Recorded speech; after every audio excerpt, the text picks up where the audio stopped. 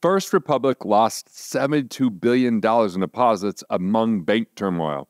So the net deposit outflow would have topped $100 billion in the first quarter, if not from a rescue from 11 of the nation's largest banks. Think about it, this is crazy.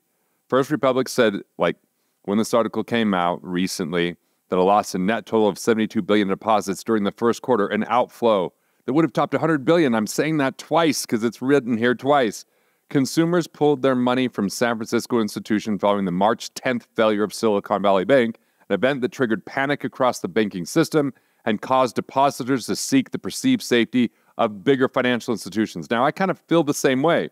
When I think about Chase, that's a major institution. It gets to gobble up other banks that are struggling. I think about Wells Fargo. That's a massive institution. So a lot of these ones that are financing so much that's important to our nation and the government, I think that they're unfortunately probably going to be a little bit more secure, just like we saw in 2009, than a lot of these kind of regional banks. So First Republic tried to weather the turmoil by borrowing from the Federal Reserve, receiving $30 billion in uninsured deposits from 11 of the country's largest banks and hiring advisors to pursue a number of options, including a sale.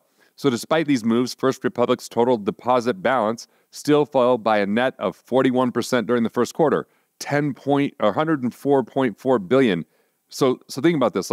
You hear something might be going on with your bank. Are you just going to keep making deposits? No, people stop making deposits. They even took money out. This creates a problem for the bank because they only have so much that's available before they have to tap into the reserves that are invested in fixed income securities like treasury bills, treasury bonds, treasury notes. And what happens is when interest rates are low, that's fine. But if they start to spike, they have to now sell these at a loss because other new investors can go buy those treasury bonds, bills, or notes and get a much higher interest rate. So they have to, or double. So they have to sell it at a loss that starts to eat in and eat away at what they have available for the depositors. So it kind of becomes this trickling effect and it spirals into death. So the disclosures sent First Republic's stock spiraling and after-hours trading down as much as 21%.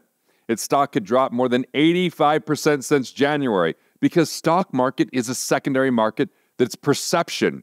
So if we think something's going well, we're willing to put money in it. So other people could sell and we're willing to buy. But if we think it's not going well, people want to sell, but we don't want to buy, and it starts to topple down. This happened, for those of you that remember Enron.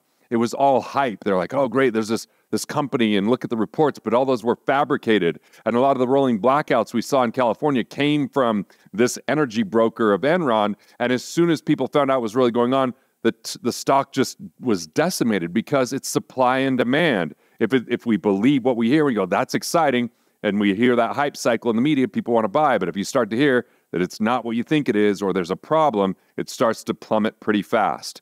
So the future of this company is very uncertain, according to the article, right? C.I. Roosevelt Associates partner Jason Benowitz told Yahoo Finance.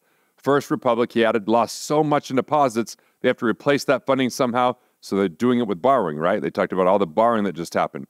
The bank said that outflows began to stabilize the week of March 27th, and deposit activity had remained stable through April 21st.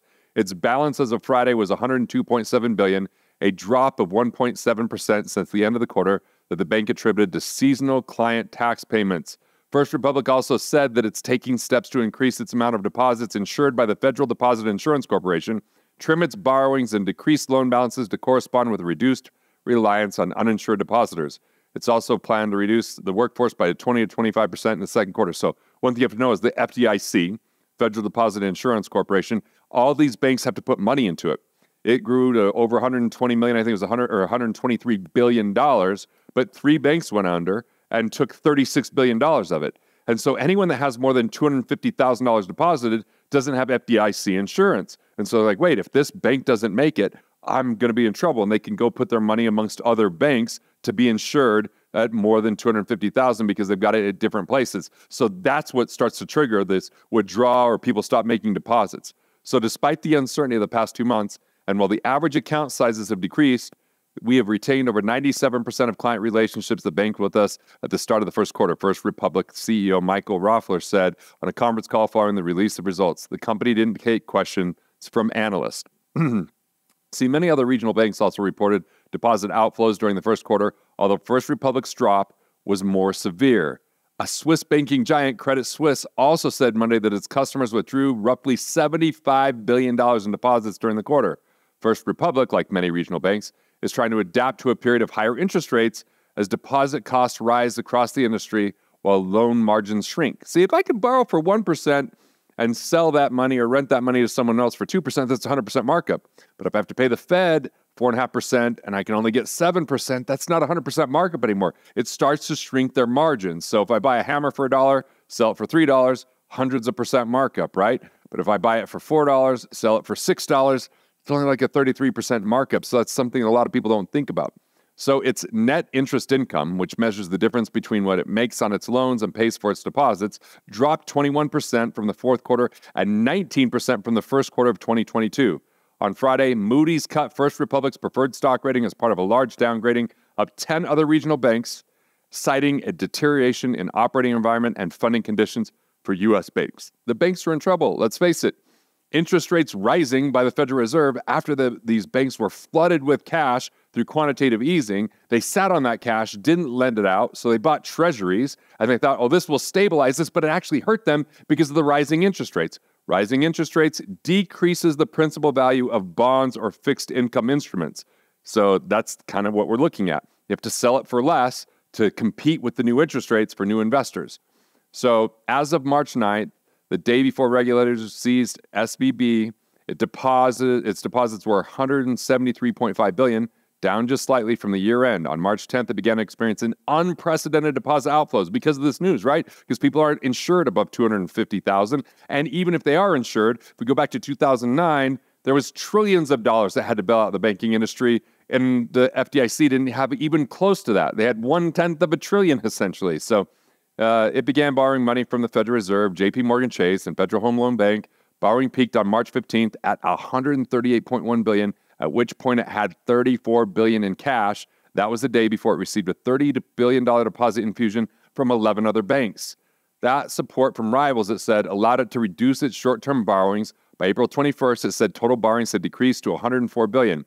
It also suspended common and preferred stock dividends and eliminated executive bonuses. Well, thank God they eliminated executive bonuses, because when the government bailed out through TARP and through these other programs, the banks in 2008, 2009, a lot of these executives still got huge bonuses after putting us on the brink of problems because of what's called collateralized debt obligations, which were these defunct mortgage loans that were bundled in and that they were defaulting on, and they weren't understanding what was going on, and there was a lot of foul play in how that whole thing worked. So this article says we move swiftly and leverage our high-quality loan and securities portfolio to secure additional liquidity. Yeah, leveraging your high-quality loans, that doesn't sound great, right?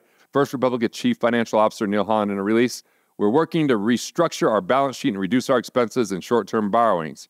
Since mid-March, the bank has been exploring multiple options that might restore more stability, including raising capital or a sell. Raising capital is concerning. We're raising capital to handle these problems. Is it taking care of it or prolonging it or selling it? It said Monday that it's pursuing strategic options to expedite its progress while reinforcing its capital position. One research firm that covers the banking industry, it's Wedbush Securities, said earlier this month that First Republic faces a Hobson's choice in which it essentially has no other choice than to move forward as a standalone company due to the amount of unrealized losses on its balance sheet. Right? These guys are hemorrhaging. They're not doing well. Who wants to take this unless they can get it for pennies on the dollar? These don't count as actual losses until they're sold or First Public were actually to be acquired. So now those losses are actualized. Who wants that? I guess people that want a tax advantage. Many other lenders also have billions in unrealized losses due to aggressive interest rate hikes from the Federal Reserve that lowered the value of bank assets. Again, quantitative easing floods the banks with money. Rather than lend it out, they hold on to it to stabilize, but then the high interest rates, when depositors go to get their money out and stop depositing, they have to liquidate that portfolio, but they have to sell it at a loss because the interest rates went up, lowering the value of their portfolio. So even a sell of First Republic at $0 a share is unlikely, Wedbush said, because any buyer would essentially have to pay billions to absorb the losses, so they're not worth anything at this point. The only way First Republic gets sold is if regulators were to seize the bank and sell off its assets at a bargain price. It expects the bank to stave off that type of regulatory seizure and grind it out as a standalone company for the foreseeable future. So this is where the government sometimes will come in. This is where all of a sudden these major banks get to buy someone for pennies on the dollar. We saw it a lot in 2009.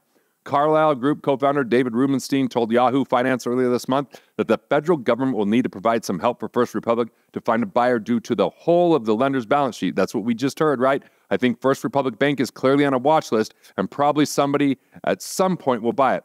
But the challenge there is it needs government assistance, what we just said. So that's beyond FDIC. This is hitting the taxpayers because they didn't handle it. I mean, the Federal Reserve adds money, right? Now, all of a sudden, interest rates go up because the Federal Reserve wants them to go up, and now the government's going to come in and bail this out because of the foul play and poor policies of the Federal Reserve.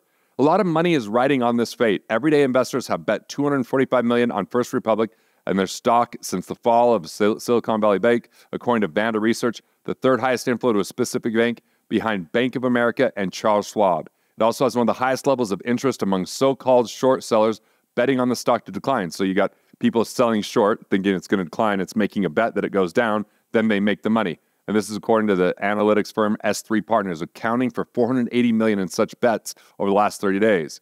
First Republic will be a bellwether of sentiment for the sector, Vanda said in a note last week. So what that means is we've got a banking crisis on our hands again. Not even that long ago, 2008, 2009, and here we are, 2023. Half the banks are in some type of trouble, some type of problem. Bad policy, bad system. So what can you do about it? Learn about cash flow banking. Cashflowbanking.gg. Go to that site, and what you can do is start to figure out what you can do instead that has more protection, more security, and you're not subject to the craziness of these central banks and everything that's going on with companies like First Republic. Hey, thanks for watching. I appreciate it. And if you're enjoying these videos, well, there's good news. More where that came from. So go ahead and click through and watch the next video now.